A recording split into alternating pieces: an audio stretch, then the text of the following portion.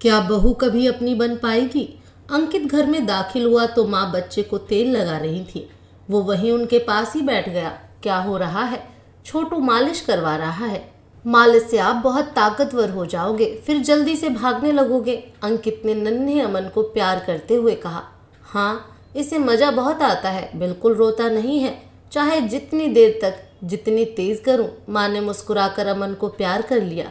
संध्या बेटा, अगर पानी गर्म हो गया हो तो लेती आना, मैं यहीं नहला दूंगी। थोड़ी देर बाद उन्होंने कहा। अंकित को बैठे हुए काफ़ी देर हो गई थी, मगर अभी तक किसी ने एक कप चाय नहीं दी। कहाँ जा रहे हो? जब वो उठकर अपने कमरे में जाने लगा तो माँ ने पीछे से आवाज़ दी। अंकित का कमरा ऊपर था। हाँ, आज मैं बहुत थक गया हूँ, कस्टमर बहुत थे दुकान में। अच्छा ठीक है, जाओ, माँ ने कहा। चाय लाऊं? जब वो अपने कमरे में आकर बैठा तो अंजलि ने पूछा। अंजलि उसकी पत्नी थी। नहीं, रहने दो, बार बार नीचे उतरने में तुमको दिक्कत होती है ना? हाँ, होती तो है। अच्छा, ये लड्डू खाकर पानी पी लीजिए, अंजलि ने कहा। एक बात की मुझे बहुत तसल्ली है यार, कि जब हमारा बेबी आएगा तो तुमको ज़्यादा परेशानी नहीं होगी।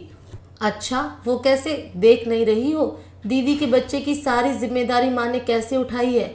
दीदी को भी कितना आराम है यहाँ। तुम्हारा इंतज़ार भी नहीं करती माँ, फटाफट सब बनाकर टाइम से दीदी को खिलाती है। जब दीदी के लिए वो इतना कर रही है तो तुम्हारे लिए भी करेंगी। अंकित ने बहुत इत्मीनान से मुस्कुराते हुए अपनी माँ के लिए ढेरों प्यार दिखाकर कहा। काश ऐसा हो सकता, मुझे उम्मीद तो कम है, अंजलि ने कहा था। ऐसे ही होगा, तुम देखना। लड़ाई झगड़ा अपनी जगह, मगर मेरे बेबी के लिए भी माँ ने कुछ तो सोचा होगा। पहली बार तो तुम मायके में थी तो वो बहुत नाराज हो रही थी। इस बार तुम देखना, वह बहुत इत्मीनान में था। अंजलि प्रेग्नेंट थी और उसका बेबी कभी भी आ सकता था। अंकित हमेशा परेशान रहता था कि सब कैसे होगा, मगर जब से दीदी आई थी और उनके बच्चे के साथ माँ जैसे सब करती थी, वो बेफिक्र सा होने लगा था। कुछ दिन बाद ही अंजलि ने एक प्यारी सी बेटी को जन्म दिया। अंकित बहुत ज़्यादा खुश था। उसकी दिल से ख्वाहिश थी कि इस बार लड़की हो, क्योंकि एक बेटा तो पहले ही था। उसने अपने जितने जानने वाले थे सबको मिठाई खिलाई थी। अंजलि को हॉस्पिटल से छुट्टी मिल गई थी और वो अपने घर आ गई। बेटी ऑपरेशन से हुई थी तो थोड़ी दिक्कत हो रही थी, मगर असली परेशानी तो अब शुरू होने वाली थी। अंजलि का नाश्ता, खाना, बच्ची की देखभाल, उसकी मालिश, कुछ भी करने वाला कोई नहीं था। वो माँ जो अपनी बेटी के लिए सब करती थी, अब उनके अंदर ताकत खत्म हो गई थी। जो माँ बेटी के बेटे के लिए एक पैर पर खड़ी रहती थी, अब पोती की मालिश के लिए किसी मालिश करने वाली को लगाने के लिए बोल रही थी। अंकित ने किसी तरह सब मैनेज किया। वो खुद सुबह जल्दी उठकर अंजलि के लिए कुछ बना देता, बेटी के लिए पानी गर्म करके फ्लास्क में रख देता। दोपहर में खाना बनता तो वो अंजलि के लिए खाना भी पहुंचा देता, क्योंकि वो रोज़ दोपहर में खाना खाने आता था। अंजलि ने काम करना शुरू कर दिया था, मगर मसला ये था कि जब तक बच्ची चुप रहती थी तब तक तो ठीक था, मगर जब वो रोने लगती थी फिर अंजलि से काम नहीं होता था। उसके समझ में नहीं आता था कि काम कैसे करे। सासू माँ, देवर और छोटी ननद घर में होते थे। दीदी अपने ससुराल वापस चली गई थी, मगर कोई लेने के लिए तैयार ही नहीं होता था। उनका कहना था, इतने छोटे बच्चे को कैसे संभालें? ये किसी खिलौने से भी तो नहीं खेलेगी। इतने छोटे बच्चे के साथ हम कैसे खेलें? इतने छोटे बच्चे पर प्यार नहीं आता। जब बड़ी हो जाएगी, कुछ समझने लगेगी, तब लेंगे। माँ, ये भी कोई बात है? दीदी के बेटे को तो आप हर टाइम लिए रहती थी, मगर मेरी बिटिया को संभालने में आपको परेशानी हो रही है। जब तक अंजलि काम करती है उतनी ही देर ले लिया करिए। देखो अंकित, संध्या कुछ दिनों के लिए आई थी और उसका बेटा दुबला पतला था।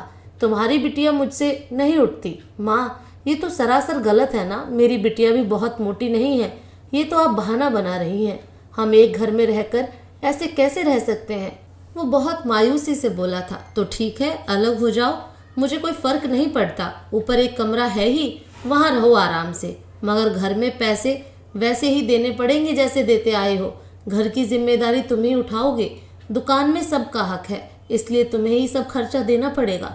अंकित बहुत हैरान परेशान होकर माँ को देख रहा था, जो शायद पूरी प्लानिंग कर चुकी थी। नहीं माँ, ऐसे तो ना बोलिए, मैं सच बोल रही हूँ। तुम अलग हो जाओ, सारे घर वाले सुकून से तो रहेंगे। अभी सुकून से नहीं है। वो हार रहा था। नहीं, रोज रोज की किचकिच मुझसे बर्दाश्त नहीं होती। तुम्हें मेरी बेटी और उसके बच्चे से परेशानी है, कल को अपने भाई से हो जाएगी, फिर मुझसे और पापा से भी हो जाएगी। इससे अच्छा है इसे यहीं खत्म करो।